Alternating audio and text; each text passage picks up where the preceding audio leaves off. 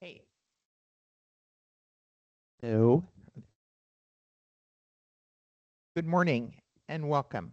The time is now 8:31 and I would like to call the July 24th, 2026 meeting of the Energy Facility Siting Council to order. I'm Cindy Condon. Mr. Secretary, could you please Cindy Condon, present? Ann Byer, Kent Howe, Here. Richard Devlin, Denise Calderon, Present. Les Walton. Present. Chair Condon, you have a quorum. Thank you and a special welcome to Les Walton today. We were hoping we'd have a full council meeting today, but fires have prevented Patty Perry from attending. So we're pleased to have you here today. So Mr. Secretary, are there any modifications to the agenda? Chair Condon, there are no agenda modifications at this time. Okay, I have the following announcements.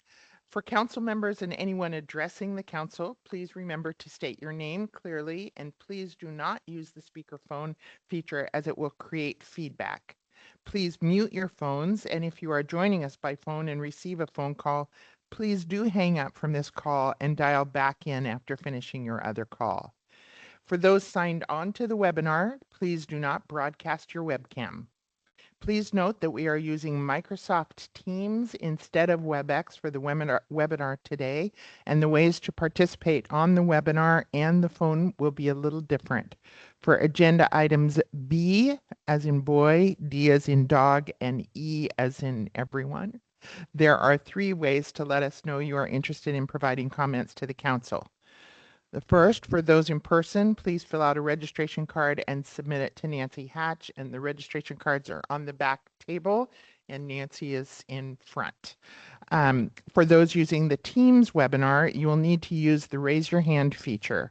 For those on the phone only, you will need to press *5, which will alert us that you want to speak, and then press *6 to unmute yourself when you are called on.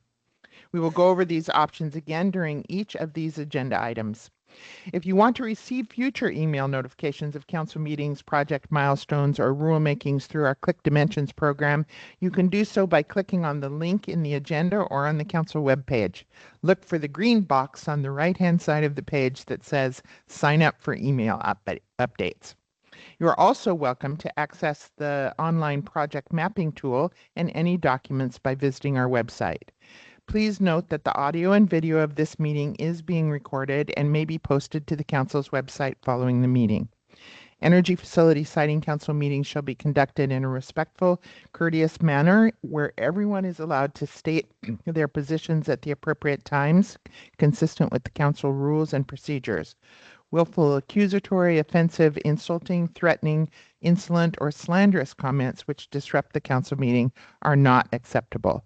Pursuant to Oregon Administrative Rule 345-011-0080, any person who engages in unacceptable conduct which disrupts the meeting may be expelled. So with that, we'll begin with our consent calendar, and this is an action item and information both. So, first we have approval of the June meeting minutes. So we received them in our packet. Councilmember Calderon. Chair Condon, I move that the council approve the minutes of the July 24th, 2026 meeting as presented and recommended by staff. Thank you. Do we have a second? Chair Councilor Condon, Byer. I second that motion. Thank you. Any discussion? Mr. Secretary, can you call the roll? Ann Byer, Kent Howe, I'll abstain since I wasn't present. Richard Devlin, Ditto, I wasn't present for that meeting. Denise Calderon, I approve. Cindy Condon, Approve? Les Walton. Abstain.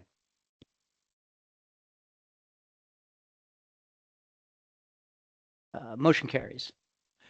Thank you, Mr. Secretary. And now we move to the Council Secretary report. You're on. Thank you. First, I'd like to welcome Les Walton. So today is bless his first council meeting. So, as I had indicated to council last meeting, Les leads the energy operations at Oregon State University, where he is responsible for the campus's core thermal and electrical infrastructure. Prior to this, he served in the U.S. Navy, where he managed power generation systems, water and wastewater operations, and logistics programs. And we are very happy to have you on the council. So, welcome. I would also like to welcome back Nancy Hatch. Where's Nancy? Hey. So as part of that, big thanks to BB, Tom, and Cicely. So the three of them and myself sort of pieced together the work that Nancy does in doing the logistics and prep and running the meeting. And gosh, are we really happy that Nancy's back. And so I think we all appreciate that much more the hard work that Nancy does and how complicated it is. So again, welcome back, Nancy. We're happy that you're back. Couple of recruitments. So I indicated previously that Chris Clark had resigned and moved on to the Oregon Water Resources Department. So I'm happy to announce that we've completed the recruitment to replace him. And our newest senior siting analyst, his name is Braylon Amen. I'm not entirely sure how to pronounce his last name. A-M-M-E-N. Amen. We'll find out. He comes to us from the California Coastal Commission. So this is where he did very kind of similar work to what we do. So they have a commission, they have a set of requirements. So for development that occurs, you know, within a certain distance of the California coast has to go through kind of a special set of regulations to some degree, kind of like the National Scenic Area. So his role was very similar to a senior siting analyst, receiving and reviewing applications, working with the public, with agencies, and then ultimately making recommendations to the decision-making body. So a lot of similarities to the role that he will be playing with us, and his first day is August 3rd.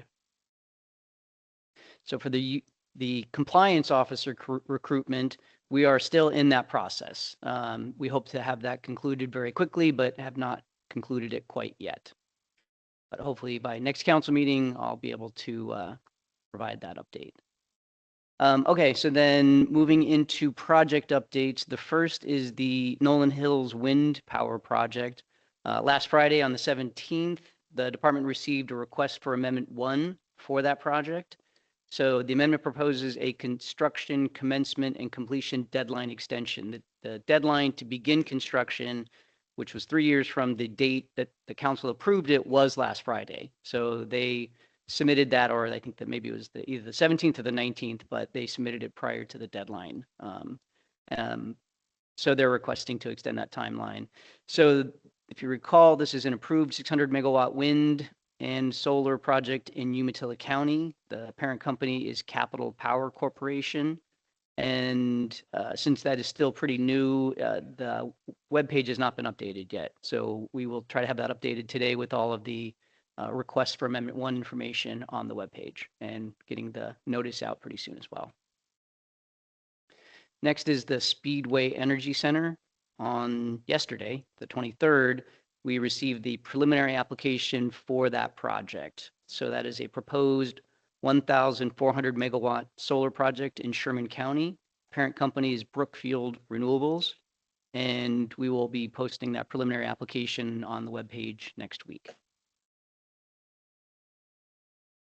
All right.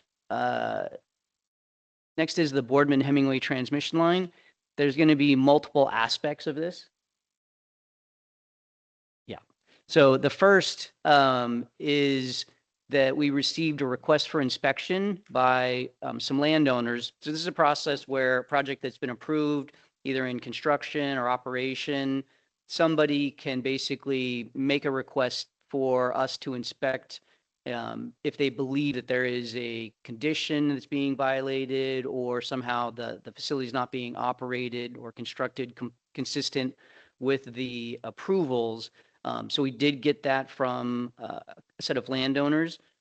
Kellen Tardeweather, our senior siting analyst, she's been the lead mostly on this project through kind of the end of the approval process and the amendments. And so she's taken on this as well to evaluate the request for inspection. She issued that last week, sent a very summary version of that to council last week. So you got that information. I've asked Kellen to follow up with all of the information to you following this meeting, but it's a lot of information and I didn't want to overwhelm you with all of the other council meeting information as well. So you got just a very small summary. She's going to provide also a summary, and then we'll provide you the more detailed information. And should you want more details about this in the future, we can have that either, as part of the future secretary report or a specific agenda item, whatever it is the council wants. So with that, I'll turn it over to Kellen. Thank you. For the record, Kellen Tardyweather, Senior Siting Analyst. Thank you, Secretary Cornett. That's a perfect introduction. Nancy, could you skip ahead? I have just a few slides to go over this. Thank you. That's perfect. So I'm realizing that maybe one of the most helpful things to talk about this item in the secretary report is probably like a list of acronyms and what they mean. I'm going to be going over a lot of acronyms, and so it's when we talk about in the cultural world, there is a lot.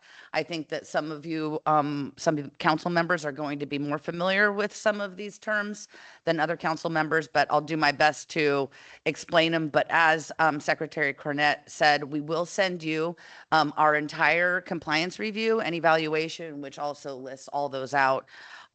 So here on April 17th of this year, 2026, we received a request for inspection under Council's Division 26 rules.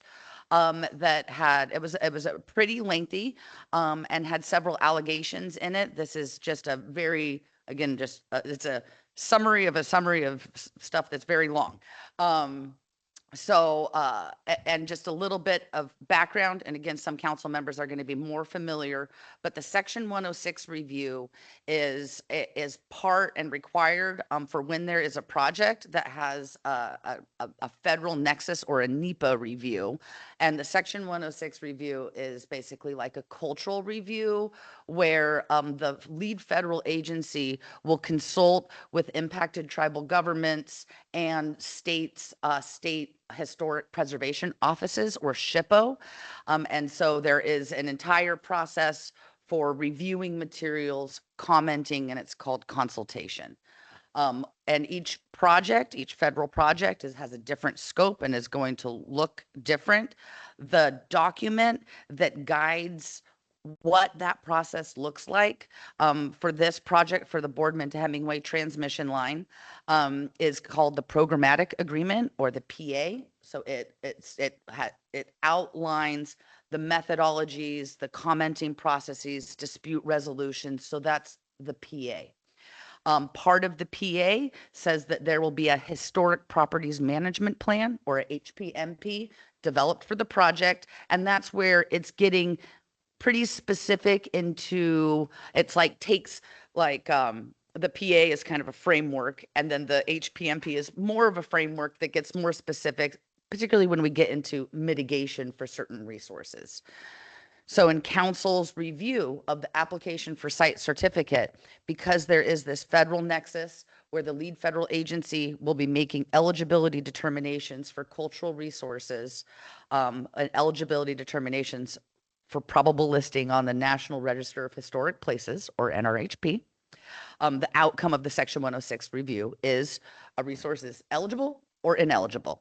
And so council back in 2022, approved the application for site certificate, and underneath the cultural standard, council said, and I'm totally paraphrasing here, we're going to agree to true up all like impacts to resources and potential mitigation based on the outcomes of Section 106. And council said, and then, as part of pre-construction, the certificate holder, Idaho Power, is going to give us the HPMP, the Historic Properties Management Plan, that comes out of Section 106. And we'll look at that and we'll rely on that. And then attached to that HPMP is the programmatic agreement. So, right, which is that document that outlines how that Section 106 consultation is going to work. Okay, so, and the condition, this Gen HC02, is the condition, paraphrasing, that says submit your HPMP and follow the measures in the HPMP during construction and operation. So the request for inspection that was received in April, on April 17th, from an attorney representing some impacted landowners. They are underlying landowners impacted by the project. It makes the contention that the condition was violated because the Section 106 process didn't work. It didn't work because SHPO over several years had sent the Bureau of Land Management, who's the lead federal agency, several letters raising issue with how the Section 106 process was happening, and various different methodologies and just raising issues through the Section 106 review. So the request for inspection alleges that because that didn't work, council really can't rely on it. And their concern is that there is a resource that was evaluated and found as part of the surveys done for the Section 106 review that's on their property that ended up being determined as ineligible. And for listing on the NRHP, and if a resource is ineligible, it can be impacted. It's not provided the protections under the Section 106 review.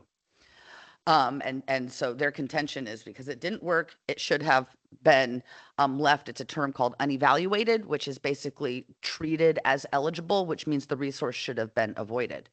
But Section 106 review happened. The Bureau of Land Management, BLM, determined the resource to be not eligible. This transmission line is being constructed. Construction happened in the site and in the vicinity of this resource, and there is a tower there now. And this request for inspection came in after construction happened. So that's kind of those 2 points, again, paraphrasing to the best of my ability. There's also another aspect in the request for inspection that a SHPO archaeological excavation permit was necessary.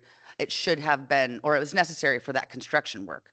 And the archaeological permits are governed by SHPO's statutes and SHPO's definitions of archaeological sites and objects in Oregon statutes. So that's kind of like it's a little bit separate than like the programmatic agreement. And then for this project, council has seen another project where SHPO, the archaeological permits were proposed and included in council's jurisdiction. For this project, they are not. So these are just not, they're not in council's jurisdiction. Nancy, next slide, please. So the request for inspection is in Division 26 rules. And I'm going to, I love, whenever I present to council, I'm always like, I love connecting dots. And council is doing a rulemaking on these compliance rules. So it's really interesting to kind of run these rules as they are now, and then acknowledging that they're going to be changing. I would say that these rules are a little bit weird because it's like it is all this process for a member of the public or an individual to request an inspection, whereas we currently will do an inspection, right? It's like, and indeed, we went out and had qualified archaeologists do an inspection of this site. So what we're capturing, and I believe that we're capturing it in the proposed rules, is more of a compliance review, right? The allegation in the request for inspection said that this condition was violated. So really all of the work that we did was answering that question and evaluating whether or not that Gen HC02, requiring that HPMP, what was it violated? And so to do that, and I'm sure you acknowledge, like we got this in April and it's July. That's not a short time period. I'd say we're all busy, but but I'd say moreover, I did a lot of work because there's a lot of entities involved in this. So I coordinated with SHPO, and SHPO issued and provided a letter. So when Secretary Cornett said that we're going to provide you all of the information, I have our compliance review and response has more of our written evaluation, but then attached to it is all of this correspondence. So plenty to read. So SHPO issued a letter basically saying that it's their position that an archaeological permit was necessary for the construction at that site. and that it didn't appear that that the certificate holder or its contractors had an archaeological permit for that work. And then I also worked with Idaho Power, and Idaho Power provided written responses to specific questions I had. And then they also provided a written response to that SHPO letter about their position, how an archaeological permit wasn't actually necessary for the site, and they provide arguments for that. And then who else did I work with? Oh, and so I have written responses from SHPO, Idaho Power, and then I also worked with the BLM and sent them a series of questions to which then they responded and provided letters of documentation of their consultation process. And then finally, we did, as I mentioned, we engaged our consultant, Haley Aldridge, and their subconsultant, Historical Research Associates, HRA. Council is very familiar with them. They have been helping us with cultural work for probably about 8 years now. And they sent 2 qualified archaeologists out into the field, as I mentioned, to do a site inspection. And so they issued a memo for that too, which when I send council the link, you're going to be able to look at that via an external site because it does have information, locational information about sensitive resources in it. So I don't want to send it via email. Next slide, please, Nancy. Okay. Yeah, okay. So these are our conclusions, in which the first bullet is kind of what I gave a summary in the beginning, like council approved this project in the application based on the outcomes of the Section 106 review, which was a position that was requested and supported by SHPO. And there were 2 amendments to this project that added routes, request for amendment 1 and request for amendment 2. And nothing in those, even though those amendments added cultural resources associated with those routes, nothing changed about council's position of still relying on the outcomes of Section 106. So that part wasn't opened up for those amendments. So, and as part of the Section 106 review, the resource in question was determined to be ineligible for listing on the NRHP, which means it can be impacted. So this is the programmatic agreement, right? The programmatic agreement, and I am sorry, I did realize that there's some typos on here. I guess we aren't perfect all the time. So the PA, it governs the process for the Section 106 review. It outlines in detail about how the lead federal agency will request comments from consulting parties, timeframes. Importantly, the PA also has a process for dispute resolution. So if any of the consulting parties disagreed with an eligibility determination for a resource, there is an actual process to be able to engage, the keeper of the NRHP to have them kind of be a tiebreaker or provide feedback. But ultimately, it is BLM's job and authority to make the final determinations, but there is a process for dispute resolution. That process was not taken by SHPO, right? So even though SHPO had sent letters raising issues with how the programmatic agreement was being, well, it was more of wanting to update measures in the programmatic agreement, but no dispute resolution process happened for specific resources. The programmatic agreement also has a stipulation where if any of the consulting parties want to amend the PA, there's a process for that too, and that wasn't taken. And that would have been the appropriate pathway if there is an issue or wanting to update a methodology or an impact assessment or how mitigation is evaluated in the PA, SHPO or any of the consulting parties would go through the process of requesting to amend the PA. And none of that happened, right? So the Section 106 process happened, right? The report that had this resource in it went out for comment. There were not comments on it, and none of the other processes happened. So BLM did its job and issued its final determinations, and then Idaho Power proceeded as the PA says. Importantly, and in my review, the Oregon Department of Energy, I believe it's just Odo, I'm not sure if actually it's council, but we're signatories to the PA. So we're like privy to it. We track, we're part of it, but we're not a consulting party. And the difference there is that council or Odo, we don't actually have the ability to exercise those stipulations of requesting to amend the PA or providing comments. It's like you don't. So in my summary, you know, this is two parts. One, it appears that the Section 106 process was followed, and if there were issues, the processes to evaluate that weren't taken. Two, it's kind of out of council's jurisdiction. There's not really anything you could do, right? Because council relied on this outcome, but you don't really have a pathway to change how that review was done.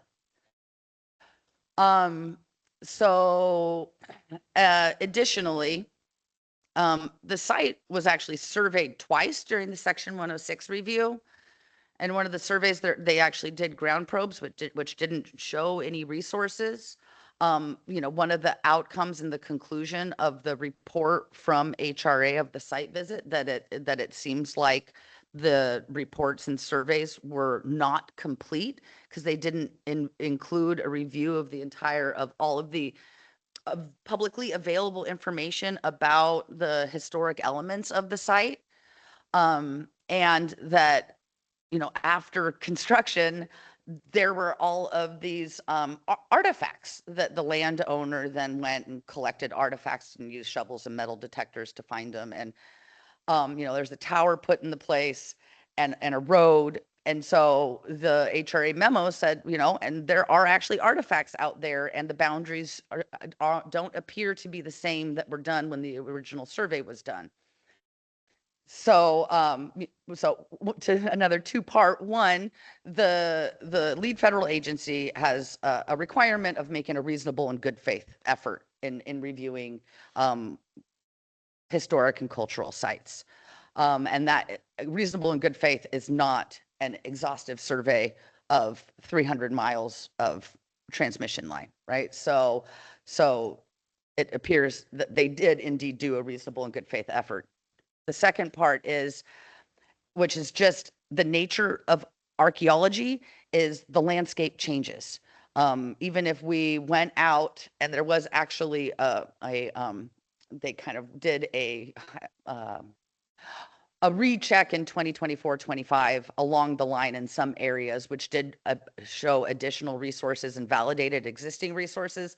But the nature of archaeology is that you're always going to find something new, right? Because the landscape changes and eyeballs on the ground change. And that's why we have inadvertent discovery plans, which how to handle resources when you're out in construction. But the point is construction happened at this site. So there's ground disturbing activities. So naturally, the outcome of the site visit is different from the original survey because there's been ground disturbing activities. But our position on that is there's not anything additional council can do at this time for that site. And then lastly, the position with the archaeological permits is it's not under council's jurisdiction. So there's not really anything we can do. We provide, you know, in the response, if Idaho Power or the landowner or SHPO would like to do anything with the information or deal with the arguments provided in both the written responses, they can do that, but there's not really anything council can do. Yes, Councilmember Bauer. Chair Condon, thank you, Kellen. The inadvertent discovery plan, so during construction, the constructing agents didn't find anything or didn't report anything? Well, the inadvertent discovery plan is more for resources where we didn't know they were there at all. And then you're unearthing and then you find something. And so it's procedures to stop construction, evaluate, document, send to consulting parties. In this case, they knew there was something there and it was determined to be ineligible. So they just moved forward with construction.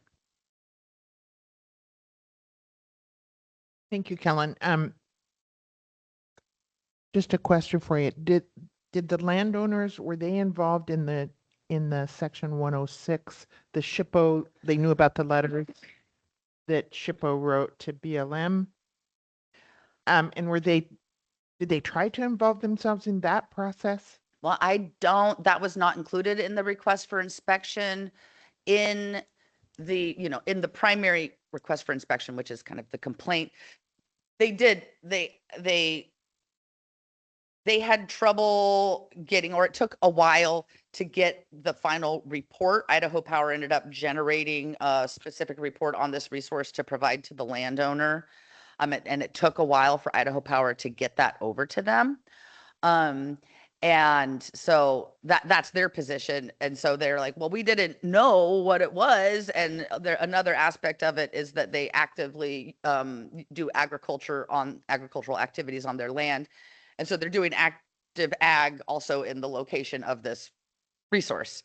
And so they're like, well, we didn't know it was there. So, and in my evaluation, we do address that I did have Idaho Power confirm when they got it, which that there was about 8 months in between them getting that report and then the BLM issuing its final determination on this report that it came in. So really there was that time that the landowner could have either, gone with SHPO and worked with SHPO to get their comments and concerns into the federal process or go directly to the BLM. And I'm not sure on if they tried to do that or they may not have known that was an option or the pathway generally. Landowners aren't really, they aren't a consulting party, right? There is no obligation to involve and get specific feedback from each landowner. If you go back to the reasonable and good faith effort for hundreds and hundreds of property owners and landowners across 300 miles of transmission line to go to that level of effort, it would never conclude. So, but I'm not sure what they tried or didn't try, but there was about 8 months that from them getting the report to the final determination that something could have happened there. Thank you. Yeah. Anything further? We don't have anybody online, so, or no council member online, so I don't have to. I Counselor just Howe. say, Ms. Tardy, whether that's a complex issue, you just boiled it down pretty well for us. Thank you. Thank you. It is hard. Okay, I appreciate it. And I will send that documentation to you. Really looking forward to it. Yeah, and this is why we said it is a complicated thing. There's a lot there. This is why I wanted to give you a bit of a preview. And if you want follow-up, we're happy to give you follow-up. Absolutely. Thank you. Thank you. I think also underlies the complexity of multi-jurisdictional projects, linear projects. People try to simplify these things. Why can't we just do these things fast and easy? And I'm like, they're complex. And, you see, more than anybody, or probably not more than anybody, not more than Idaho Power, but you see, the complexities that are involved in these things. Absolutely. Chair Condon, Yes, Councillor Byer. just an observation, as we do the compliance rulemaking, are there lessons learned here Yes. in terms of relying on other agency decision-making and what triggers a council response? So just, Tom, plant that in the back of your rulemaking brain and just, he's ignoring me. No, he's not. Well, and take this Right. issue into consideration Yeah. because we are proposing changes to that particular request for inspection rule. So, and we've had some experience with that in the past. This is a pretty good outsized experience with that. So take that into consideration when you're looking at those rules, because there are those opportunities to, maybe we got it right in the recommendation. Maybe, there's better ways to do it. So be thinking about that too.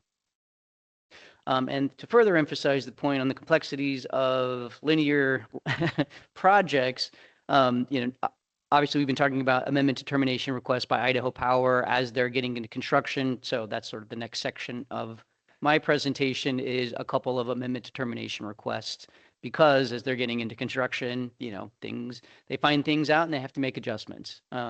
So first one, you've heard a little bit on some of these already, but this can kind of conclude some of them. On April 29th, the department received amendment to termination requests 001 and 011. I previously brought these up to council. So ADR 001 sought the department's concurrence on that a 13.1 acre micrositing corridor expansion for a change in just over 1 mile of road in Morrow County. And EDR 011 sought the department concurrence that a 0.45 mile road segment in Baker County. So these are sort of changes to the location, of proposed where the line is or where the roads associated with the line. On June 12th, the department issued its determination concurring that the changes can occur based on compliance. So we agreed with Idaho Power and said, yes, we agree that these meet the requirements of an ADR and an amendment is not required. On June 5th, the department received ADR 003, which is seeking concurrence that a 30.2 acre micrositing corridor expansion to allow the shifting of 3 structure locations, a pulling and tensioning site, and a new road. So it's the changing the location of 3 structures, a pulling and tensioning site, and a new road in Baker County. So on July 23rd, so yesterday, we issued our determination concurring with Idaho Power that similarly, that did not require an amendment. So these are available now on the website. The determinations were provided to council yesterday. So Sarah Esterson sent those to council. You have all the details of those. And a reminder, the way the process works is the certificate holder submits that information to the department. We evaluate it, we review, we either concur or don't concur, bring that information to council. Council then has the opportunity to either agree with us or disagree with us or request that we bring those ADRs back as a specific agenda item while you will review those and make your own determination. So you don't have to make those calls today, but please review that information. If you do have any issues or concerns, let us know and we'll add those to a council meeting, and that would likely be the August one. Thank you. Just a quick question. So the requests and the responses are available on the website for the public to view. So, okay. Yeah, we do that. Just was verifying Yeah. because, one of them was yesterday. So I wanted to make sure. Yeah. So yes. Yeah, I just wanted to mention that for people listening in and certainly here, that you can read those specifically. So thank you. Okay, next I have a series of compliance updates. So the first is the State Line wind project. This is a 222 megawatt wind facility in Umatilla County. Consists of 2 geographic units, State Line 1 and 2 and Van Sickle 2. NextEra Energy Resources is the parent company. The first are blade bolt failures. So in 2026, we've had 6 reported blade bolt failures. I had 2 more since the last council meeting. So on July 2nd, we received notice that a blade bolt was found on the ground in the State Line 1 and 2 geographic unit. During a subsequent review and repair of that turbine, they found another blade bolt from another blade on the ground. So we're currently reviewing this in conjunction with the other 6 incidences, as well as the blade fall. If you recall, last council meeting provided the images of a blade that had fallen off one of the turbines at that facility. So the certificate holder has assigned a team to evaluate the problem and hopefully propose a long-term fix so that we do not continue to have dangerous bolts falling on the ground or wind turbine blades falling on the ground. There was also at that same facility on July 17th, a turbine also at the State Line 1 and 2 geographic unit experienced, which is a new thing for me, a runaway turbine, a free spinning turbine. So this, I guess they could not shut it down. And so they had to wait for the wind to die down in order to lock it down.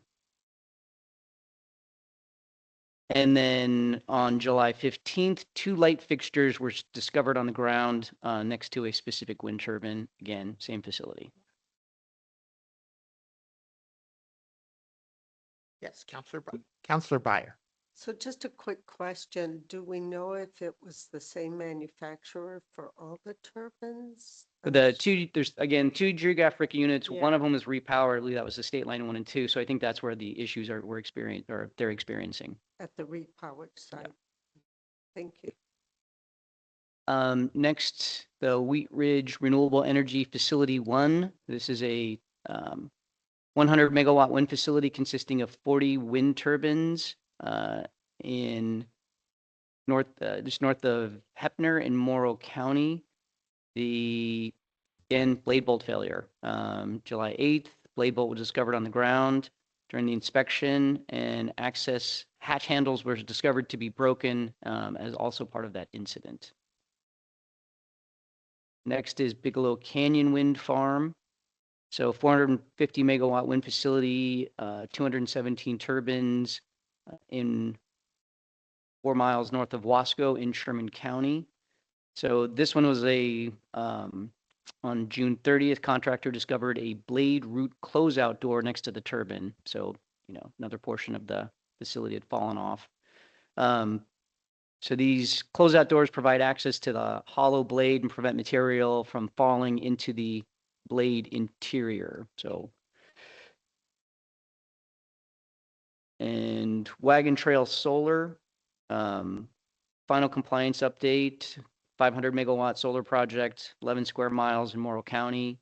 And this project began construction activities on June 26th. This is also a NextEra project. So a few things here.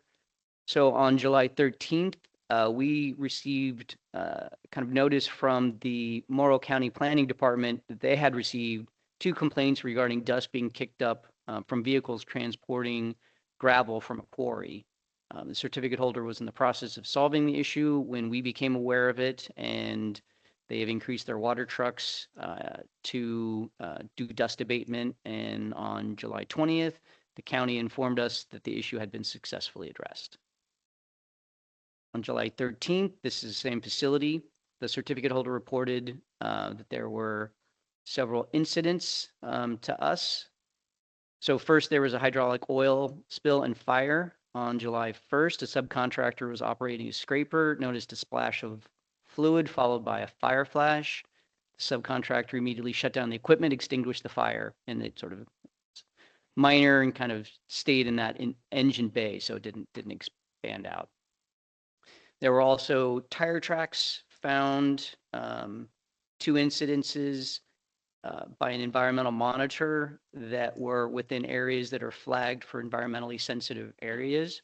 So both of these are on private lands, and they're protected by a 100-foot avoidance buffer. So the environmental monitor found it, flagged it, determined, worked with the NextEra. They conferred with their construction contractor, Blattner, and during their investigation, they determined that these 2 incidents were likely from the landowner. So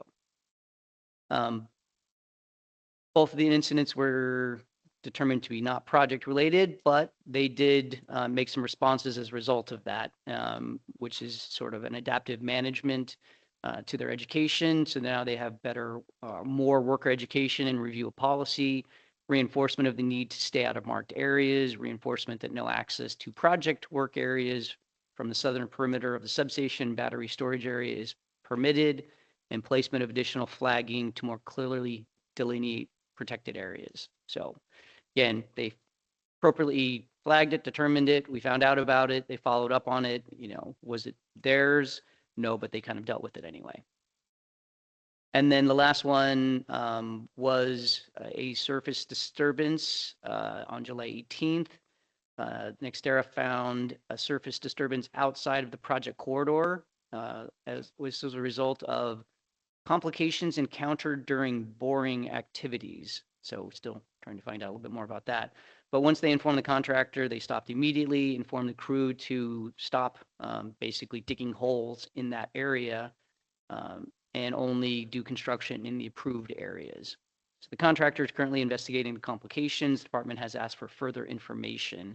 And during the first site inspection by our contractor, Haley Aldrich, we'll be looking into that issue as well. So this is again why it's important, as we recognize during particularly construction. Things can go off the rails very quickly. There's a lot of time, there's a lot of pressure. Hopefully there's a lot of oversight and monitoring. Sometimes not as good as it should be. So that's where we want to be on top, and we want the certificate holder to be on top of their construction contractor. So And we've seen with some other projects, some bad things can happen if there's not good oversight during construction.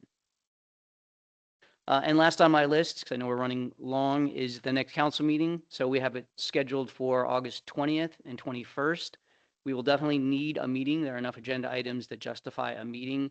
But we don't know if there is a location driver yet. So we haven't made a request to Chair Condon, for the meeting, for the agenda items, for the location. We anticipate that happening early next week. There's a couple things going on where we should know by hopefully early next week, what the agenda items are going to be, if there is a location driver, and we'll get back to council hopefully by the end of next week if we'll need both Thursday and Friday or just Friday and where the location is. And with that, I will conclude my report.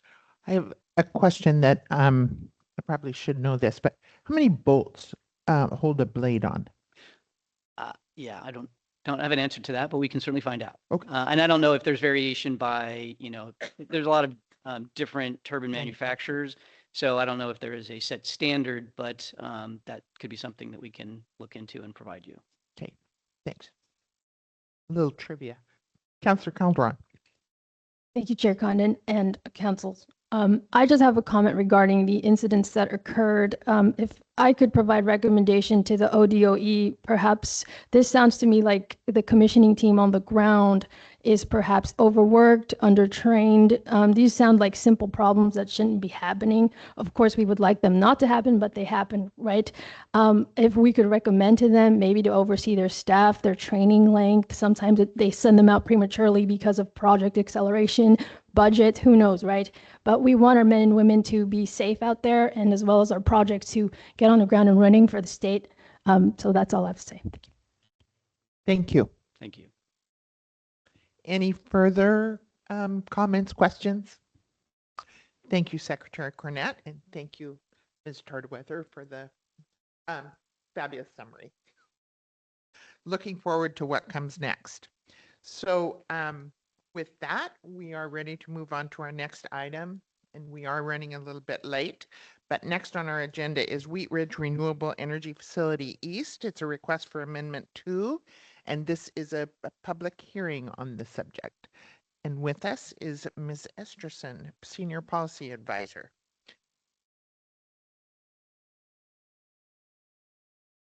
Sarah will give us an overview of the siting process and proposed amendment, and I'll turn it over to you. Thank you so much. Good morning, Chair Condon and Vice Chair Beyer, members of the council. As Chair Condon indicated, my name is Sarah Esterson. I'm the Senior Policy Advisor with the Oregon Department of Energy Siting Division.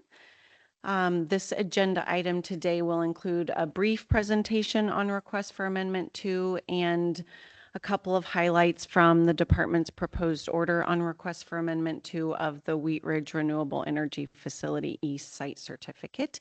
And then we will open up a public hearing where the certificate holder, members of the public, and the council will have an opportunity to provide comments, ask questions, and all of that will be considered on the record for this proceeding. So let's go into just a little bit of background. I kind of skipped to the next slide already. Thank you so much. So the existing site certificate for the Wheat Ridge Renewable Energy Facility East authorizes construction and operation of a 300 megawatt wind power generation facility. The certificate holder is Wheat Ridge East Wind LLC. This is a project-specific LLC that is owned by NextEra Energy Resources LLC. So within that 300 megawatt wind power generation facility, the site certificate authorizes construction and operation of 107 wind turbines at a 499 maximum blade tip height. The site boundary is approximately 79,000 acres and crosses both Morrow and Umatilla County. So on this figure that you see here, the hard line purple boundary is the existing approved site boundary encompassing that 79,000 acres. We'll get to it in just a slide or two, but this kind of also depicts one of the changes proposed in request for amendment 2. So the blue shading would be the Wheat Ridge Renewable Energy Facility Northeast, and the purple shading is what would be the Wheat Ridge Renewable Energy Facility East. Next slide, please, Nancy. So construction of the facility commenced in 2024. 71 turbines have been constructed. That totals 200 megawatts. It was built entirely within Morrow County, and that is within this boundary that you see here. So request for amendment 2 is proposing a couple of changes. I kind of just gave you a preview, but it proposes to split the site certificate into 2. When this happens, we kind of consider this an administrative task. It's the existing site certificate, and then we take it and we mirror image them into 2, allocating previously approved facility components and then cleaning up descriptions, right? The site boundary would change. There could be conditions that don't apply anymore based on that allocation. So the certificate holder is proposing to split the components that have been built, those 71 wind turbines in Morrow County, into an amended site certificate for Wheat Ridge Renewable Energy Facility East. And that is what you see here on the screen. Then the remaining portion of the approved facility to be included in the new site certificate, if you could go to the next slide for me, Nancy. This would be for what would be called the Wheat Ridge Renewable Energy Facility Northeast, and it would include the remaining unbuilt portion of the facility, which is 100 megawatts of wind power generation facility components, and that it would be 36 wind turbines. And so this is like the northern portion versus the southern portion. And then the sliver that you see that's like a linear, that is a transmission line that both facilities would share if it is constructed. The amendment request also includes a request to extend the construction completion deadline, not the commencement deadline. That's been met with the start of construction and completion of construction of those 71 wind turbines. But it includes a request to extend the completion deadline that would apply to Wheat Ridge Northeast. I'm just going to abbreviate the entire title to Wheat Ridge Northeast, from May 24th, 2026 to May 24th, 2029. This is the third completion deadline extension request since original approval. Okay, next slide. Okay, so the council's site certificate amendment process includes 5 steps. They're shown through these chevrons on the screen. For this amendment, the process started in March with the certificate holder's submission of a preliminary request for amendment. Then, following several months of review, we were able to deem the amendment request complete. And on July 2nd, we issued our proposed order with our recommendations. That initiated a public comment period, which will extend through July 31st unless a request for extension is requested. The proposed order phase, which we are currently in, includes a public hearing, which, as we've discussed, will occur today following this brief presentation. And then at the conclusion of the public hearing and that July 31st comment period, we will implement council's new comment evaluation process that's associated with amendments. And we will then prepare and issue a draft final order. That draft final order will be issued with a public notice, and then we'll bring it all back for your review, and that will likely happen at the August meeting. Okay, so before we move into the hearing portion, again, just wanted to highlight some of the substantive findings that we presented in the staff report that we've extracted from the proposed order. Again, with this deadline extension, it kind of has a special scope of review, and we've applied that to the unbuilt portion, and that's where we evaluate changes in factor law that could impact your prior review. Is there anything that's changed on the ground, anything that's changed in rules that would prompt something to change in a condition or a mitigation plan? So that's kind of your special scope for the Wheat Ridge Northeast. So on that thread, so under in section 3A of the proposed order under the general standard of review is where we present the change in the construction completion deadline from 2026 to 2029. We are recommending that you approve that request, and that's because the amendment request itself has adequately evaluated changes in factor law, and they've demonstrated that they can continue to comply with all the terms and the conditions of the site certificate. In section 3B of the proposed order, that is the organizational expertise standard. We evaluate the new certificate holder. Again, this is the same sort of project-specific LLC to parent company relationship that the current certificate holder has, that the new certificate holder would have. The new certificate holder for Wheat Ridge Northeast is Wheat Ridge Northwest Wind LLC. To support, so they again rely on their parent company to demonstrate compliance with the organizational expertise standard. And they've provided a signed letter from the NextEra vice president that indicates that they would provide sufficient resources and expertise throughout so that they can continue to meet those requirements. That's provided on the record of the amendment request. In section 3G of the proposed order, we evaluate the retirement and financial assurance standard, and we paid particular attention to the splitting of that retirement cost estimate.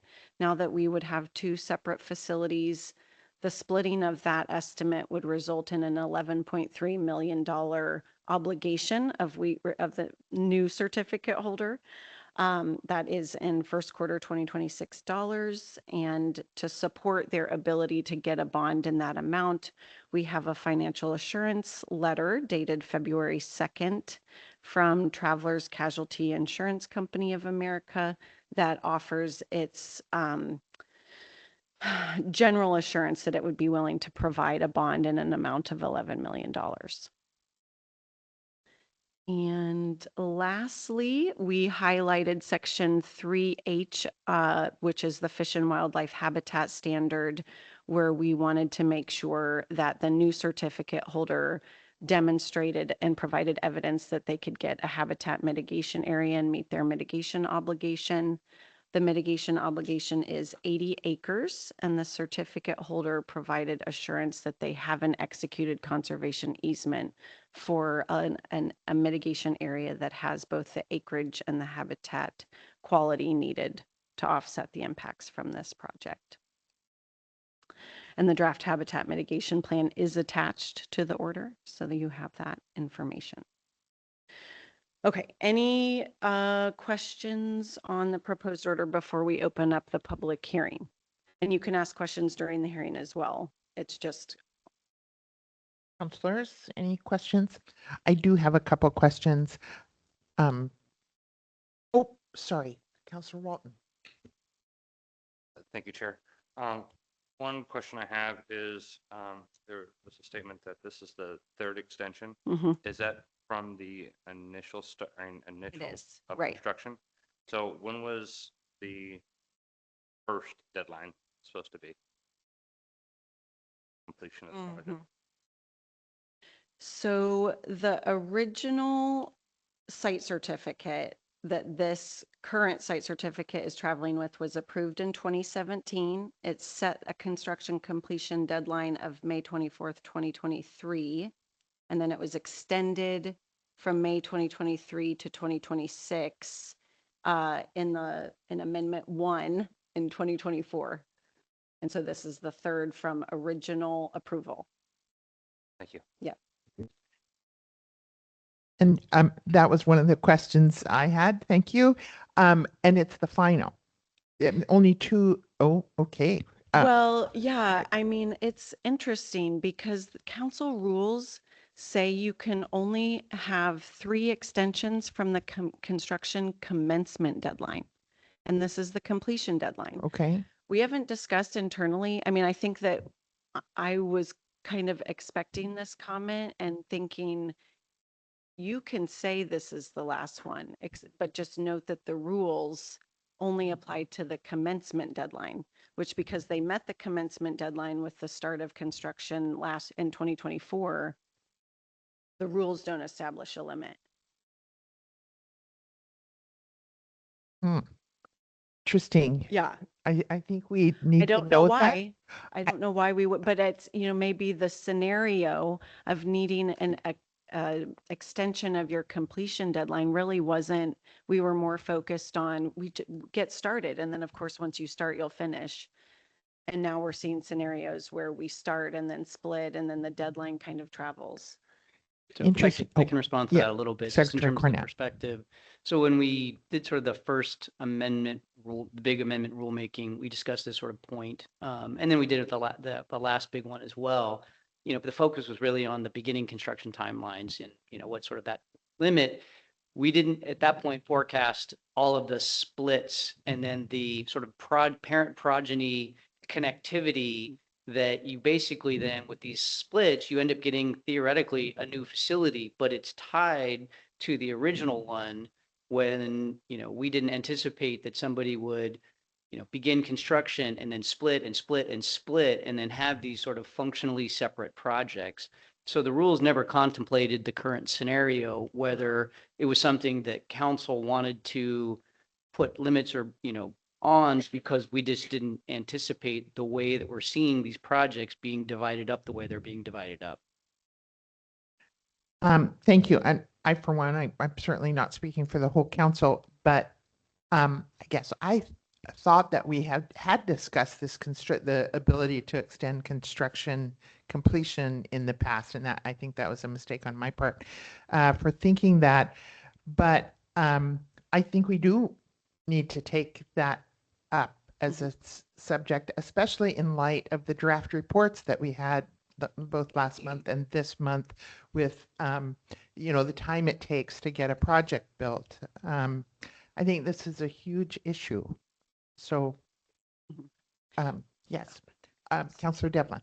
Oh, thank you, Madam Chair. The only thing I would state is when we do come back to discuss this, even if we were to in the future set deadlines for construction completion, we would probably have to have an exception process because we all are aware of the many circumstances that individuals that are putting forward these projects might experience. From everything from market issues, from power purchase agreements to transmission issues, to availability for personnel and materials. So I think we'd have to also have a significant exception process. Thank you. And I would agree with that. But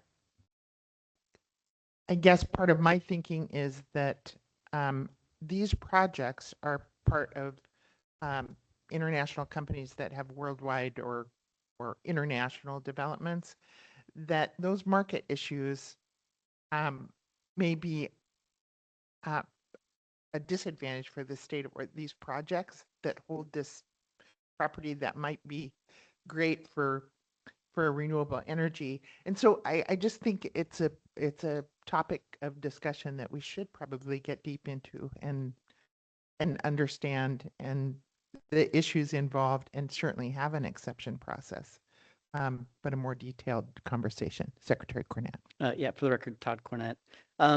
Well, there is kind of built in already language about if somebody's so far along and they can't quite get to the end point of completing construction, if they actually have begun construction, put a certain amount of money into it, there kind of already are built-in exceptions, but not that sort of, ones where like you have a hard deadline to begin or to end construction. And functionally, if you split a project off and really haven't begun construction on that other one, again, it's just a different scenario. So what I would say is, certainly council can go wherever they want on any individual request. This really, like many of these things, it either needs to be kind of a policy discussion as a separate agenda item or through rulemaking so that we can kind of establish, or council can establish expectations for the developers. Agreed. I just wanted to bring it up. Yep.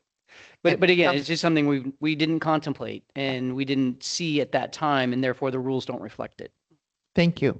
Councillor Walton. Thank you, Chair. One last question is, on the proposed split site, has any construction started on that site? So 71 wind turbines have been built on the site of the, what will be the Wheat Ridge Renewable Energy Facility east site, and then the remaining portion, which would be the northeast site, 36 wind turbines, nothing has been built. Thank you. Counselor Byer. So in that regard, there are some shared facilities, roads, transmission, have Mhm. those infrastructure components that are shared been started? Yes, there are some facility components that would be shared that are in place.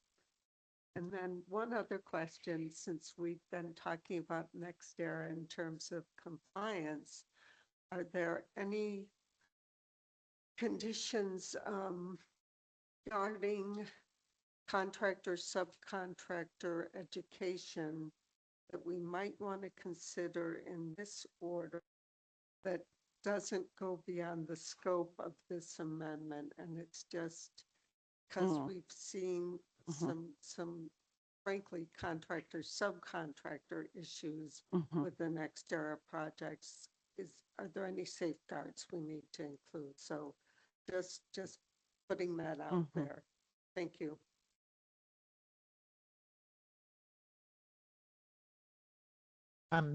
Thank you. And I forgot my second question, so I'll ask it now. With respect to, I appreciate the letter from the parent company saying that they will provide the resources, but it is not a condition. It is not in the conditions. And so can you explain how that plays in terms of compliance? It's not a condition, Yeah. it's a statement. We certainly have it in the record. We're relying on it. What's the compliance piece of that? I think I would say that, you know, everything that's submitted in an amendment request and other relevant information from the record that's been pulled in is evidence on the record that we're asking you to evaluate to make the decision. Conditions are ongoing compliance obligations, but you look at both of them together. So, and it is ultimately the project specific LLC that is the certificate holder. So we don't bind the parent company to the site certificate, even though they're saying we will make sure that they have technical and financial resources, because the LLC doesn't have anything yet. Exactly. And Yeah. I would like to look further at that. You know, that's Right. been a concern of mine. Yeah. And so that's just a comment. Yeah. And I mean, for this, in the proposed order, we've done an approach that we've done kind of in trying to address that issue that we've continued to do. I mean, now it's becoming standard practice, but certainly for any LLC, project specific LLC, where we've taken our standard like condition that requires notification of incidents and expanded it to say incidents and issues of noncompliance will be thoroughly evaluated by the department. And if we determine that our decommissioning estimate is no longer adequate because basically they've been significantly impacting the site beyond what the, you know, our $11 million estimate contemplated, then we can adjust that. That's kind of like well, I know it's not about retirement, but that's like a jump to where we're really looking at their compliance and saying, do we have enough to take it down? Because we might have to take it down for you because you're not. So we're like, there's that assurance. And then separately in retirement, you have another ability to evaluate the contingencies to make sure they're adequate. So those are two safeguards. Anyway. Thank you. And I think we have come a long way in just having the parent company make the statement. It's just not a condition. And of course, this was brought to mind in reading the draft report and the barriers and whatnot. And how do we get these projects built? Right. So as presented to us, that's what we're counting on, actually. So yeah. Thank you. Yeah. Anything further? So Sarah, I think Okay. you're you are up for the public hearing. Great. So next slide, please, Nancy. We will officially move into our hearing. So I'm going to open it up and then I'll move over so we can have. Okay, so good morning. Today is July 24th. The time is 9:40 and I, Sarah Esterson, Senior Policy Advisor, am acting as the hearing officer and we'll call this hearing to order. We are located at the Oregon Department of Energy offices at 550 Capitol Street in Salem, Oregon. The hearing is also being held via Teams with a call-in option for those who cannot participate in person. The hearing is being recorded and the presentation, any written comments, oral testimony will be part of the decision record for this amendment request. On July 2nd, 2026, the department issued a public notice on the request for Amendment 2 and proposed order on request for Amendment 2 of the Wheat Ridge Renewable Energy Facility East Site Certificate, which initiated a public comment period extending through July 31st, and it established today's public hearing. Written comments must be received by the department by 5 p.m. on July 31st in order to be included on the record. To date, we have not received any comments. Okay, so we have a couple slides of things that we are obligated to state on the record, so please just bear with me. A person who contends council should reject this amendment request on the site certificate or contends that council in the final order should reject or revise certain aspects of the department's proposed order must comment in writing in person prior or comment in person or in writing prior to the close of the public comment period. They must raise their issues with sufficient specificity to afford the council, the department, and the certificate holder an adequate opportunity to respond. And for clarification, to raise an issue with sufficient specificity, a person in their comments must identify the recommended findings of fact, conclusions of law, or conditions that are recommended in the proposed order to which they object.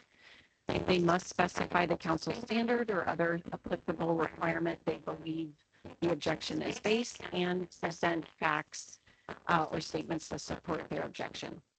That is how to raise an issue with sufficient specificity. If a comment is not made with sufficient specificity, the council will not be able to make changes in the final order. Next slide, please, Nancy. This is a result of council's recent changes to the amendment rules, but so all comments that are received on the record from July 2nd through July 31st will be subject to an enhanced comment evaluation process where the certificate holder has to provide a written response to all comments received, whether written or verbal. The department may respond, more than likely we will, to all comments received. And then reviewing agencies, members of the public may submit written replies to responses to comments received. And then the certificate holder and department can submit SIR replies.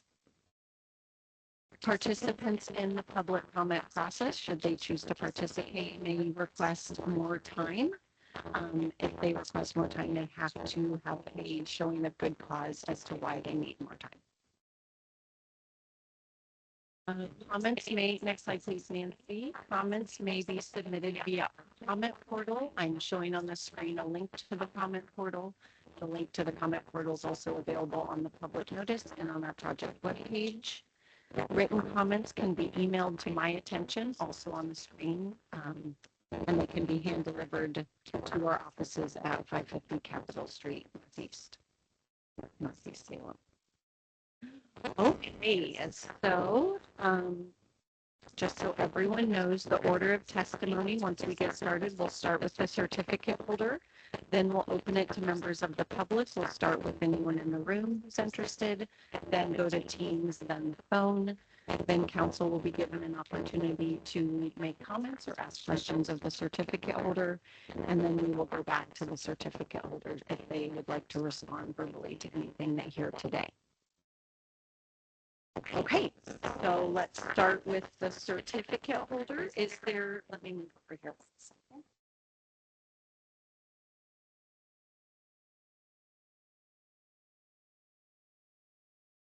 Is there anyone from the certificate holder team? Okay. It's yours.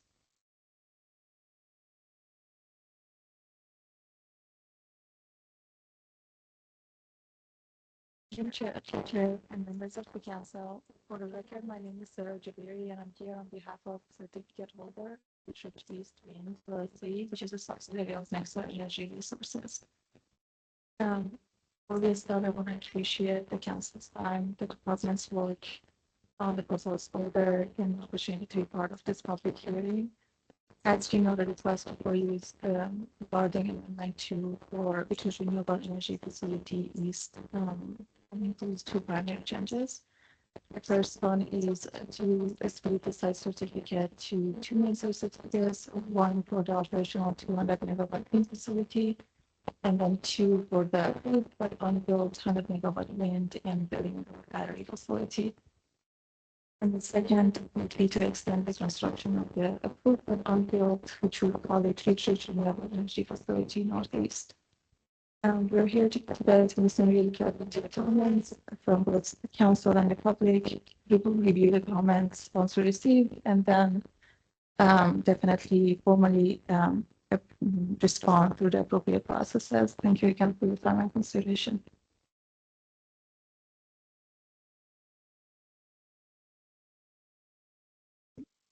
Thank you very much. Okay, now we'll move to members of the public.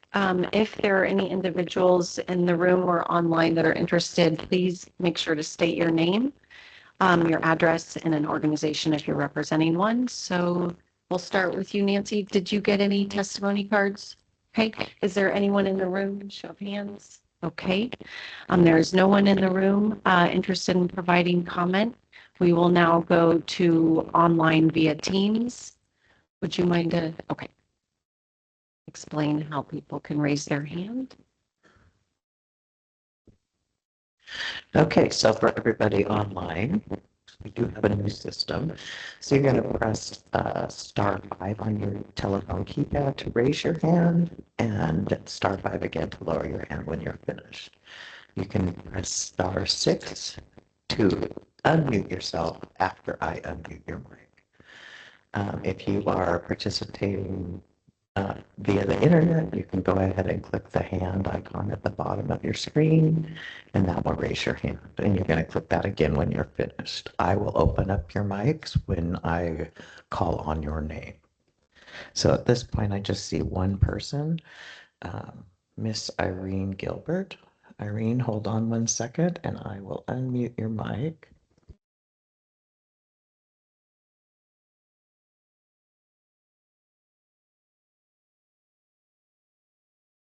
Okay, you can unmute your mic on your end now. Okay. Are we talking? Yeah. I've got you. Go ahead. Okay. First I wanted to say to council, I seem to have a echo, so bear with me, but I wanted to thank you for the discussion regarding the extension generally of site certificate start and end dates. I was present when Wheat Ridge originally was issued a site certificate, and I also was present when the rules were promulgated because of the concerns that developers were basically putting in a mining claim for areas and then not doing the construction for many, many years. I have that same concern with this one because the initial site certificate was in 2017, and surveys and all that information becomes very dated in the multiple years since then. So I've been looking at OAR 345-027-0385, which is the amendment extension construction deadlines. And the first thing that I noted was that this particular site certificate occurred prior to October 24th, 2017. And that meant that the sections 1 and 2 of the rule apply, but not sections 3 and 4. Now, number 5 is where I'm really focused on right now. And that says that if it's number D, if a request for amendment or a deadline extension made under this section is granted, the council must specify new deadlines for beginning or completing construction that are not more than 2 years from the deadlines in effect before the council grants the amendment. So that's where my angst occurs. The fact that they have requested a 3-year extension, and I do not believe that that is authorized under the rules that I stated for a facility with an initial site certificate. I think it was like March of 2017. I couldn't give you the exact date. I just know it was before October 24th, 2017. And again, I don't believe that the council should be allowing these extensions when it results in them using very dated information regarding such things as wildlife and just all of the evaluation that occurs. So short and sweet, that's my comment. Again, thank you for talking about this and bringing it up on your own. I appreciate it.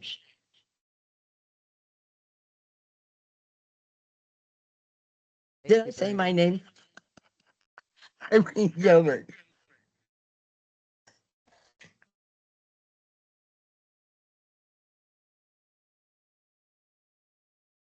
Okay. Hello.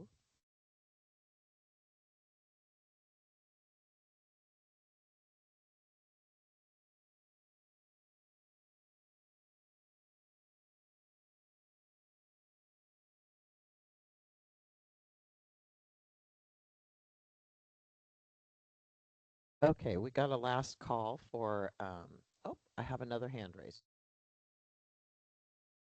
I've got initials WK. I'm going to go ahead and unmute your mic. You can unmute on your end and you can go ahead and speak. Good morning. My name is Wendy King. I'm from Redmond, Oregon. My family has farming land near the Wheat Ridge project. My family received a notice of the amendment, and it included a map of the site boundaries and the proposed split. Unfortunately, the map did not come with a legend, and so it was basically useless to understand what was happening. I'd like to recommend that the split actually show where the wind turbines are proposed on the landscape, and that they be easily identified as the proposed locations for the new project wind turbines and the existing wind turbines. Because the map, I went online and looked at the map, it's very difficult to sort out what project belongs to which proposed entity. And we don't really understand where the wind turbines, if there's any to be built on Gleason Butte. We would prefer that no more turbines go up on that scenic landscape. And we've had a contested or asked for a contested case before, but we're denied that. So that was my recommendation. I'd sure appreciate if someone would create a graphic to show us what is proposed, what's on the landscape now, and who owns which. And that's all I have. Thank you. Thank you, Ms. King.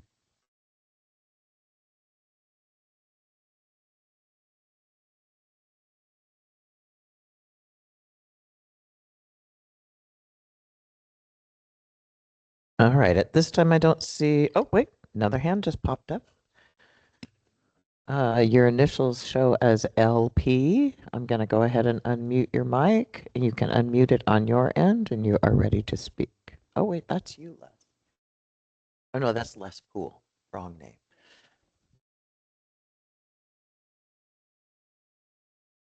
Les Poole. You are open, ready to make a comment. You just have to unmute on your end.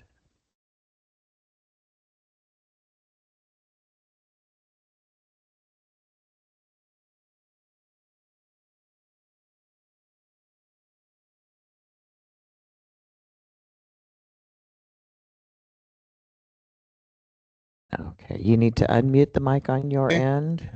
There you go. All right. The previous commenter raised a real important issue, and it's a recurring issue with applications, and that is the inadequacy of some of the maps and materials that are presented. Given that we are making, or you folks are making a decision that will permanently impact these properties and the region, it's troubling that we've got folks calling in and you know, not sure what's on the map and where things will be.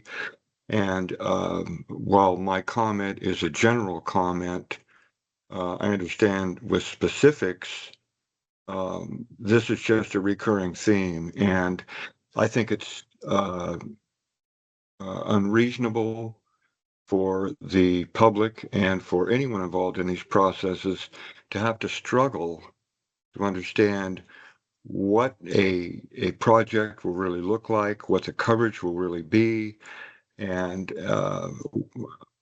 what geographic features are impacted by it. So I just want to reiterate that we've got an ongoing issue that once again has reared its head, and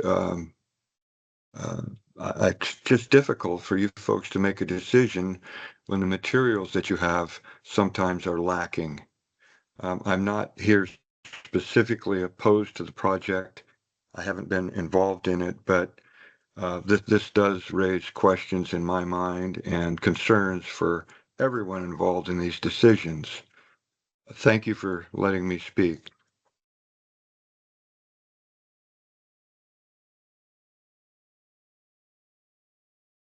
Thank you, Mr. Poole.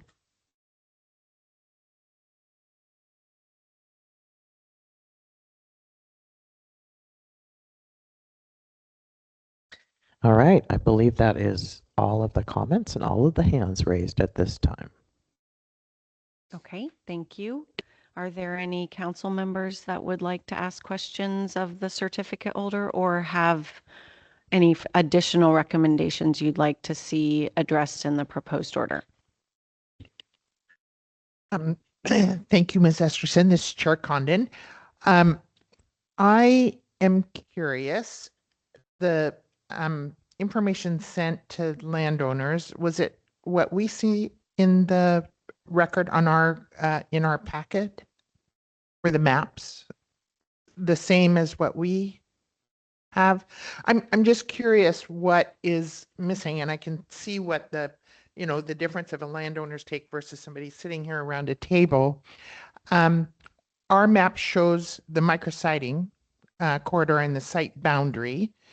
Is it, and I know we've seen on some maps the actual location of turbines.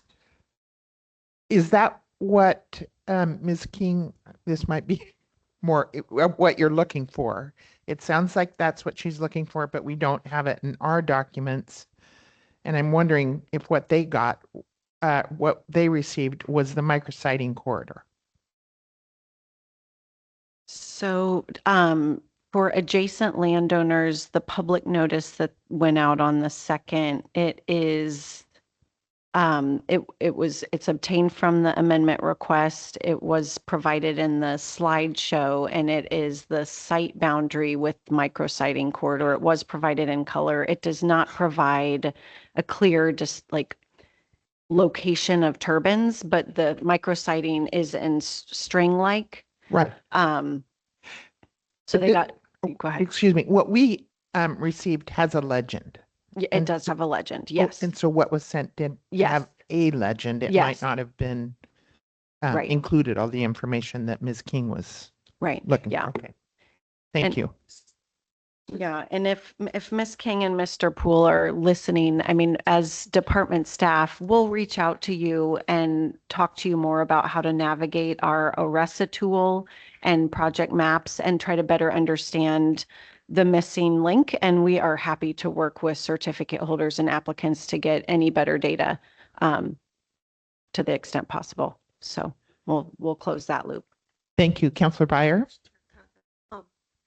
I thought that was a particularly helpful comment because when we click on maps and expect to find things, we need sort of reference points, and mostly our maps don't have roads. Right. So it's a scale issue. I understand that, but having some of those landmarks Yeah. so that individuals can see how it may relate to areas they're familiar with would be really helpful. And with all the GIS tools that we have available, learning how to use those and instructions on how to use those would be really helpful. So thank you. It's a fair point.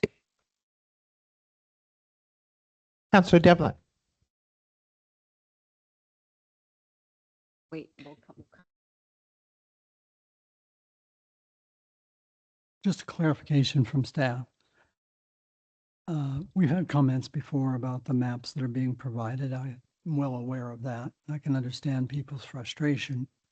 But in terms of when we have maps that show the micrositing corridor, there isn't really a requirement to show the exact location, is there? Because at this stage, I don't know if they've done all the final engineering to determine what is actually the best final location for an individual wind generator. There's no requirement to provide the exact location. Right, that's correct. I mean, they have to make some assumptions about a worst case location to model visual and noise, but the purpose of the micrositing corridor evaluation is that things can get moved around within that. So just knowing, even if it's a shaded blob, that is, anything can go in there is why it's provided in that way. Anything that's been reviewed and approved. Yes.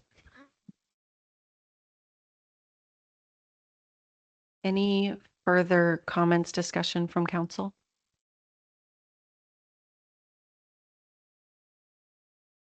Okay, one more, let's go back to see if there's any additional public comments. Okay, Ms. King, if you have further follow-up?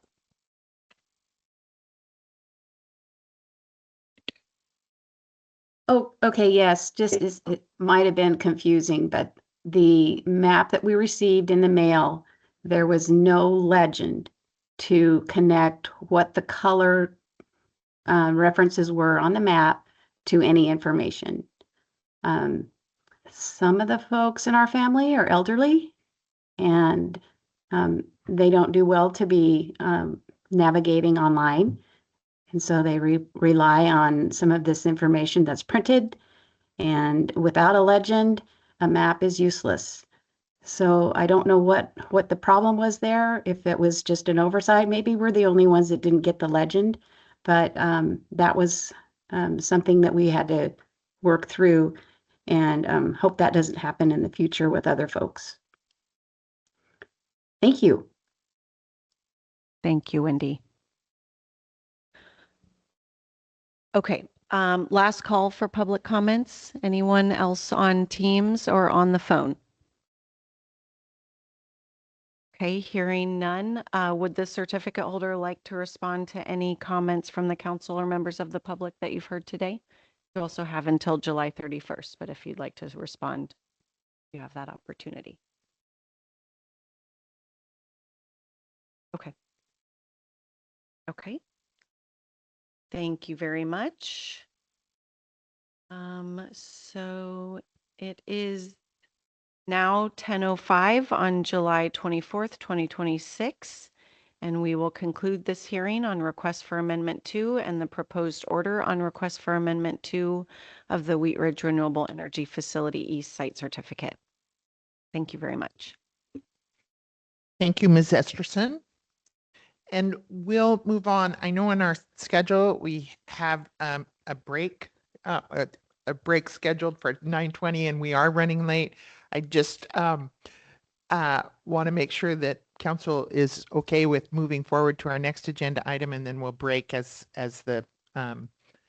our schedule provides after the Buckley, or does anybody want to break now? Okay. Let's move on to our next item, which is Buckley Solar Facility. It's a notice of intent extension request. This is an action item, and I think Kathleen Sloan, senior siting analyst, will be with us. And Ms. Sloan is in online, Okay, so she'll be delivering the presentation virtually. okay. Kate, I have unmuted your mic. You can need to just unmute on your end. Okay, can we confirm that you can hear me before I launch into it? Very loud and clear. I'll now Okay, turn the volume great. down. Okay, all right, thank you. And if I'm too loud, turn me down. Good morning. My name is Kathleen Sloan. I'm a senior siting analyst with the Oregon Department of Energy Siting Division. I'm here to present to council. Good morning, council, members of council.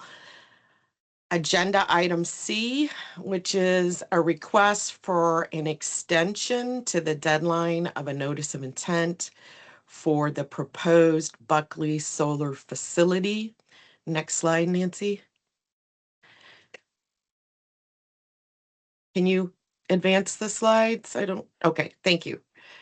So just as a brief overview, the notice of intent is the preliminary step for a developer to submit a proposed facility.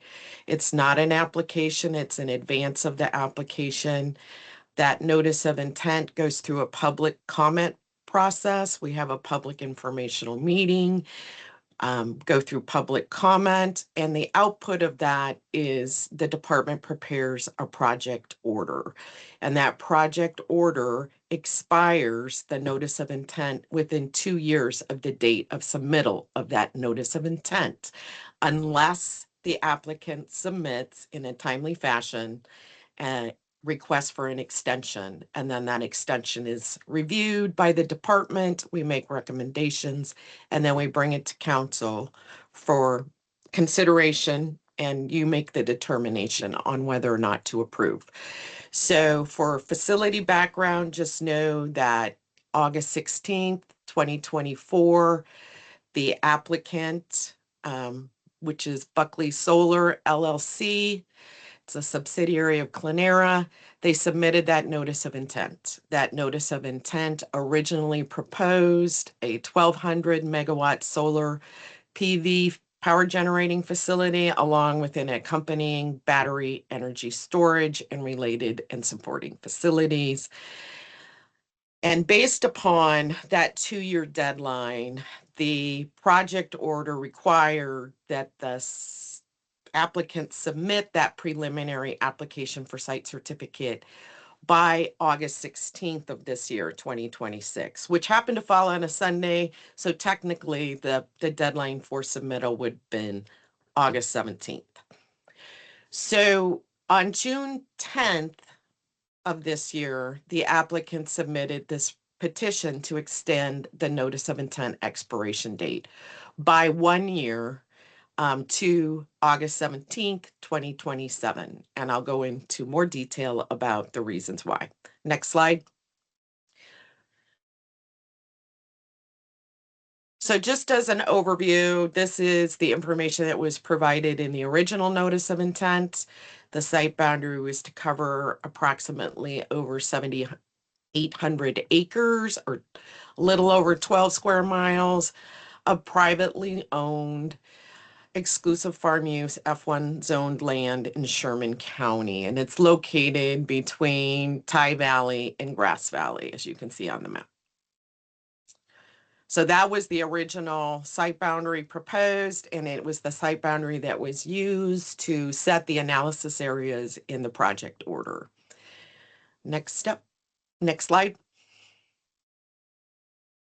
So as I had noted, the applicant by rule has 2 years to submit that preliminary application from submitting the notice of intent. If that notice of intent expires, then it has to be resubmitted as a new notice of intent and go through the entire process all over again.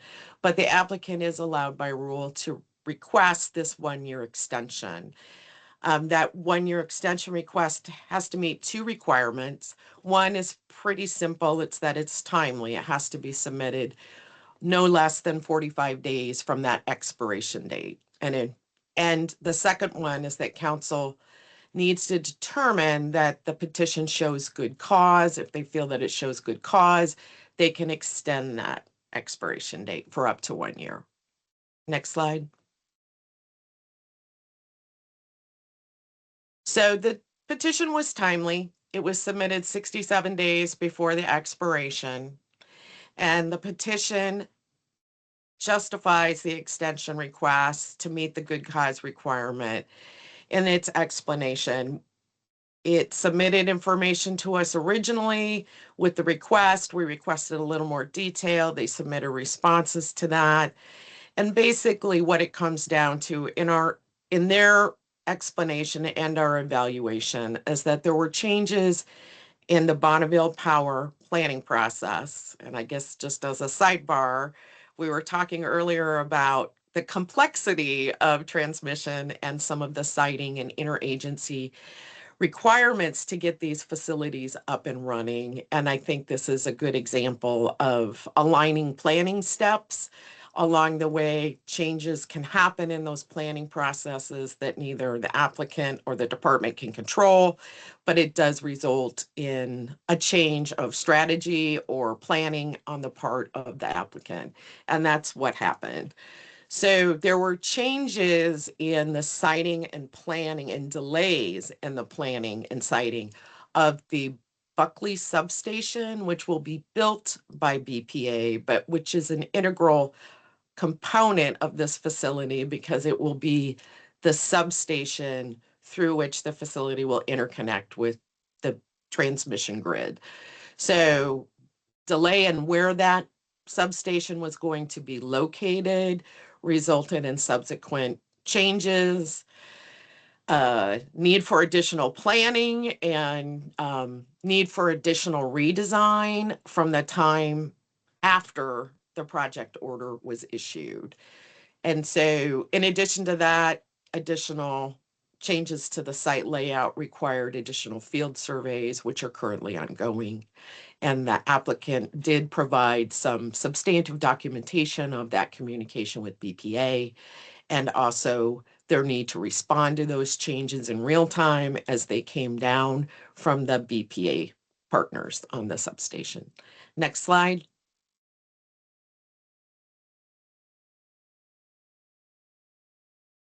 So in addition to having to make adjustments to meet the BPA planning schedule for the substation, the location and changes in where BPA decided to site that substation required changes in the site boundary, and also based upon additional information that the applicant had acquired during the surveys that were ongoing under the project order.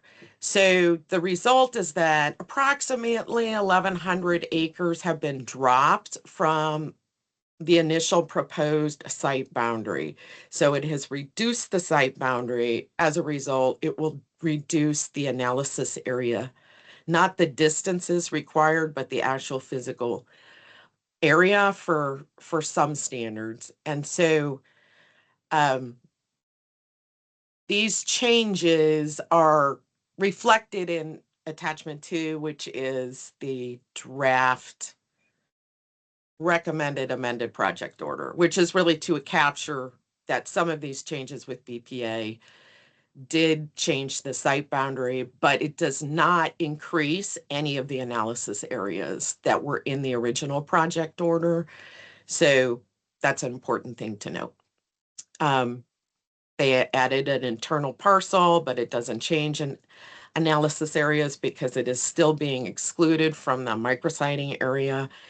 And again, this request is to extend the expiration date 1 year on the NOI to give them time to complete these studies and submit a preliminary application. Next slide. So this is just a visual graphic that I think is useful so you can see the reduction of the site boundary from the original notice of intent to what they are working with now. Again, it doesn't increase any analysis areas. It does reduce them to a certain degree where that site boundary would be adjusted. Next slide.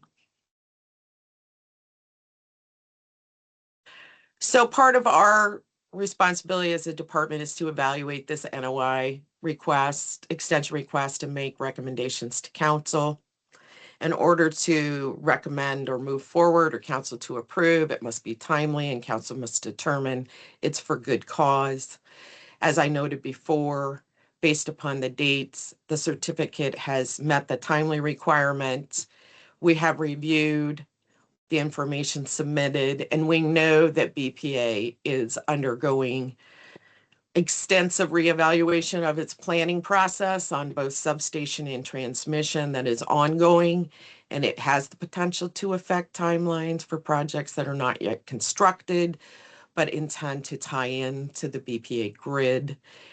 And we agree that changes would require that the applicant has provided information that shows that those changes, particularly the location of the substation, really did require some facility redesign and layout beyond what they had originally intended to address that change. And then some of those changes require additional surveys. And all of that work is ongoing. The applicant has committed to submitting a preliminary within the year. So for those reasons, the department is recommending council approve the extension request for 1 year. Next slide.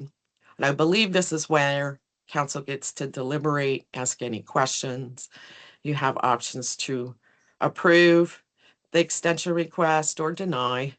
And I'm here to answer any clarifying questions if you have them. And we recommended option 1. Thank you, Ms. Sloan. Thanks for being with us today.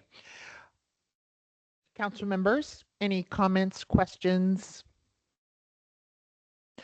Thank you, Kate. I've got one question. Are the extensions limited to one extension, or can there be subsequent extensions? Does this extension also allow a request for extension 45 days before its expiration? I want to give you the correct answer. My understanding is that they get one extension request, but Todd or Sarah would know for sure. But that's my understanding. Thank you. I think it is limited to one, but I just want to make sure. For the record, Todd Cornett, yes. Ms. Sloan is correct. It is one time, only 1 year for the extension of the notice of intent. So if it expires, they still want to do the project, they just start the process over again. They just come back and resubmit the notice of intent. All right. Yes. All right. Thank you very much. Chair Condon? Yes. Councillor Powell? I move that the council find the petition by the applicant to extend the expiration date of the notice of intent for the proposed Buckley Solar Facility was timely submitted and demonstrates good cause for the extension for the reasons described in the staff report. I further move that the council approve the extension of the expiration date of the notice of intent for the proposed Buckley Solar Facility by 1 year for a new expiration date of August 17th, 2027. Thank you, Councillor Howe. Councillor Walton? I second the motion. Thank you. Any further discussion? Secretary Cornett, I think we're ready for a vote. Denise Calderon, Approve. Ann Byer, Yes. Cindy Condon, Yes. Richard Devlin, Aye. Les Walton, Approved. Kent Howe. Yes. Motion carries, Chair Condon. Thank you, Secretary Cornett and council members. And with that, we will take a break, just an hour late. The time is now 10:21 and we will come back at 10:30. Thank you, council. Thank you.